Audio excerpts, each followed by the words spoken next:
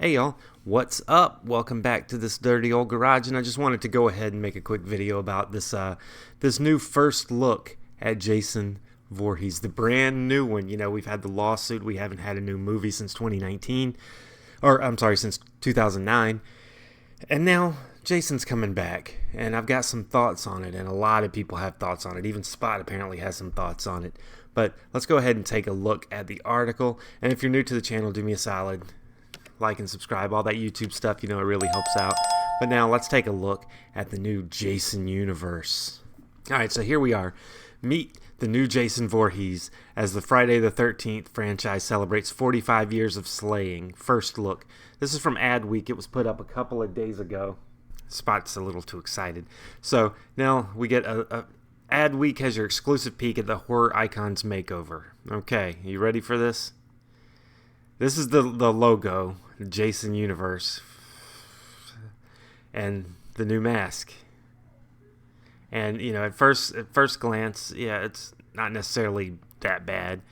But okay, new Jason, who dis? 45 years into the run as the Slayer-in-Chief of horny camp counselors everywhere, Friday the 13th Boogeyman is getting a makeover. It's all part of another new beginning for the seminal horror franchise, which is launching an expanded multi-platinum multimedia universe known appropriately enough as the Jason Universe. Adweek has your exclusive first look at the Jason Voorhees that audiences will meet in this brave new world. And you'll notice that this Jason's appearance marks a return to earlier Fridays before his trips to hell, to outer space, turned him into a hulkling, deformed monster. Okay, I like that they're going back to his more normal look, right?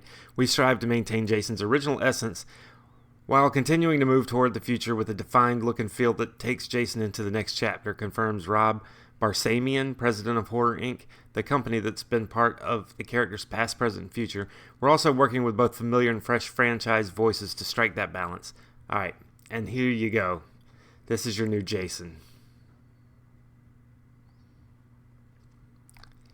So, alright, the mask. Let's go ahead. Not a huge fan of the mask. I think the eye holes are too big. The chevron above his eyes just looks like a giant unibrow. And it's more oval, more egg-shaped than I think it should be. You know, his old classic masks. And in fact, let me find a classic mask for you real quick. There you go. There's a Jason Part 3 mask, right? Which is the iconic mask. You know, he's got more than the 13 holes in the mask, which I understand why they want to do 13, but come on. This to me looks like a Chat GPT put it together of just like, give me a Jason Voorhees. And in fact, that's what I asked Chat GPT, and this is what it gave me. And mine looks more realistic than I put, create image, give me a generic realistic cartoon image of a brand new version of Jason Voorhees from Friday the 13th with his machete. And the mask that it gave me is far more accurate to the to Jason than this one. Not a huge fan of this mask. The rest of the body is fine. It looks like the 2009, remake mixed with Freddy vs. Jason, which the body is whatever. It's fine. But the mask is what makes this character, obviously, right? And I think they screwed it on there. One of those voices is special effects legend Greg Nicotero, who aided in the design of the version of Jason that will reside in the Jason universe. We gave Greg our new 13-hole mask and worked together on the full-body look that embodies classic Jason. Barsamian says he's strong, towering, and terrifying slasher with a machete as weapon of choice. So I find that very interesting, the way that's worded. We gave Greg our new 13-hole mask, so that was the mask that they came up with. So it makes it sound like Greg Nicotero had nothing to do with anything other than maybe the body. And maybe whatever's underneath the mask, maybe he's working on that. But the mask itself sounds like it was just given to him, which is lame. The launching pad for this Jason universe will be Peacock's upcoming prequel series, Crystal Lake, made in collaboration with A24, but Horror Inc.'s Chief Marketing Officer Sherry Kahn promises that their ambitions extend back to the big screen and beyond. Thank you. That's all the fans want. That's all the fans have ever wanted, just more movies. We're listening to fans and actively developing a slate under the Jason Universe banner. It just sounds stupid. That spans new movies, gaming, immersive experiences, collectibles, and more. Our film franchise is one of the most enduring horror properties in cinematic history, and we're actively reimagining what the next chapter in the slasher genre overall can become. So yeah, they're at least aware that we want movies.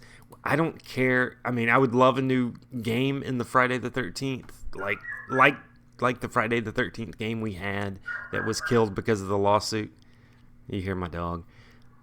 That was killed because of the lawsuit. I want another one of those. It's probably my all-time favorite game. Immersive experiences, who the fuck cares? I mean, let's just be real. Collectibles, there's plenty of collectibles out there now, and more. But come on, the movies is what we want. Let's just be real. Crystal Lake is set to star Linda Cardellini as Pamela Voorhees, Jason's mother, and the stealth killer of the original film, which slashed its way into theaters. Okay, blah, blah, blah. Profitable business, yes, we know. Of course, families inevitably squabble over the course of 4 decades. They talk about the lawsuit here that was ruled in favor of Victor Miller. So, Horror Inc. is now working with Victor Miller and his copyright attorney on Jason properties. I'm glad to see that something's coming. And, oh, look at this. Oh, fancy Jason universe.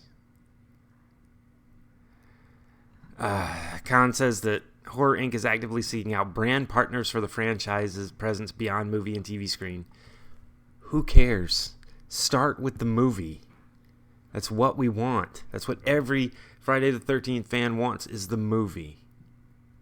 And it just drives me crazy that that's not what that doesn't seem to be their biggest thing. We know fans are eager for more Jason stories and experiences. Nobody cares about the experiences. We want the stories. And as we celebrate 45 years of his iconic history, we're excited to show him off in this new era. So then just give us what we want. Give us the movie. Don't give us this. I mean, I don't understand how we can fuck up something as easy as this. Just give us a good mask and a good story. And there you go. Acting, who cares? Give us some good kills. Just give us a good movie. That's all we ask for. Bring back Tommy Jarvis or something. If you gotta